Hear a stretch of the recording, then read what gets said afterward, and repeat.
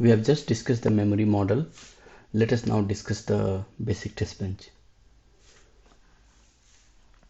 So as we remember, we had two parameters present in our memory model. One was data width and one was address width. The data width was the default value of this parameter pmem data width was 32 and default value for pmem address width was 16. We are trying to create two local params for this test bench. So we want to have a memory in which each location has 8 bit wide, and we have in total 32 locations, so the address width for that is 5. So these are the two parameters which we would pass to the memory model when we instantiate. As earlier, we have tried to name all the memory model IOs similarly, so that we can use a dot star method of connecting the ports. This is a clock generator. Here again we have initialized the clock at to 1 tick B0 during the start of simulation, and then every 10 time units this clock toggles. So this will have a frequency of 20 time units, like the time period of 20 time units. We'll come back to this. Then we have a dump format. This we have reviewed earlier. So our recommendation was to have this dump file name the top.vcd. This top refers to the module in which we have instantiated this. But again, this can change, and this can be a different name as well. Then we had dump vars 0 top. So we are trying to dump all the hierarchies starting from the top through the leaf level. So we have discussed like how this value on the first parameter, the first value, integer value, defines which hierarchy and how much deep the VCD file will trace before dumping it into the VCD file. Here is the memory model. So we have instantiated the memory model and passed in two parameters. If we had not written this portion of it, it would have taken the default instantiation, which was the 32 and 16. But in this case, we have defined a local param and we're passing this 8 and 5 to this two parameters appropriately. So when a memory model gets created via this instantiation, it will create a memory with each location being 8 bit wide and 32 such locations. The instantiation of this memory is called IMDL. So we could, if you do a hierarchical access, you could do top dot I underscore MDL dot something to the internals of the memory model to trace. Coming back here, this is the basic. So for any memory, a simple test could be simply as simple as to write and read from that interface, correct? So what we are trying to do, we discussed like we had a couple of IOs like chip select, read write, address, W data and R data. So we discussed read write being 0 means a write, read write being 1 means a read. So what we are trying to do here is, first we are initializing the inputs to a default value, all the control signals on the input to a default value. So we have defined chip select and read write to 1 tick B0.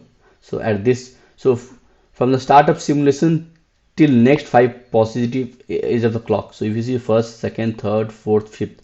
So till this point we are not doing anything. We are just we have started the simulation with initializing this value, and then we wait for 5 clock cycles. Then we assert the chip select. Read write we keep it low. So read write we have maintained it low. The address what we are trying to write is 7. So the memory address is 7 here. And again MW data, the value what we want to write at this location is AB. So this is the transaction which goes to the memory model, and then it completes. So in this memory model we don't have an acknowledgement saying done or kind of ready, something like that, because we are assuming that the transaction completes within the same cycle. So after this, again, after this line, if you see, we take one cycle and change the input. So the transaction goes only for a cycle. The next cycle we change all our inputs to the reset value like this. Then again we wait for 5 clock cycles. So if you see a delay of 5 clock cycles, and then we assert chip select, read write, we set it to 1 to indicate that it's a read, and then we pass madder equal to 5 tick h07 to indicate that we are trying to read a location at 7. Note that we have not given w data, so w data is still x, and for read operation, as we discussed before, it doesn't matter, correct? So that's it. And then again in the next cycle we change the all the asserted signals back to the reset signal, so that the transaction is active only for a cycle. Then we simply wait for 5 clock cycles and then finish our simulation. So this is the basic test bench what we have tried to do. Now let us see the waveform clearly. So at address location 7, we wrote a data AB, and this was the write operation. And then when we do a perform a read at 7, we have got a data of AB. So from the waveform, it looks like our memory model is working, correct?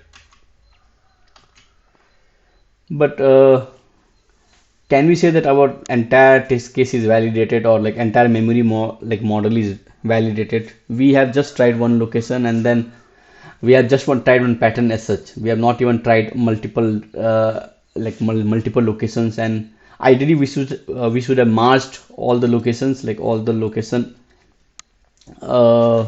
within the memory, and then we have to try a different pattern. Like for normal RTLs, it might be easier to have certain limited test cases, but for memory, like memory is packed in a very dense structure, correct? There can be memory faults, there can be a write to a particular bit can induce a change to the other bit. So there are like various cases which might need to be considered for validation of the memory. So now let us assume that we have, now in this case we have wrote one write to an address and then read back the address. Now if we have to do like write multiple times and read multiple times, then we have to manually go and replicate this line, change the address, and this is again a tedious process, and then we might have to we might do a mistake, then debugging becomes a pain here, correct?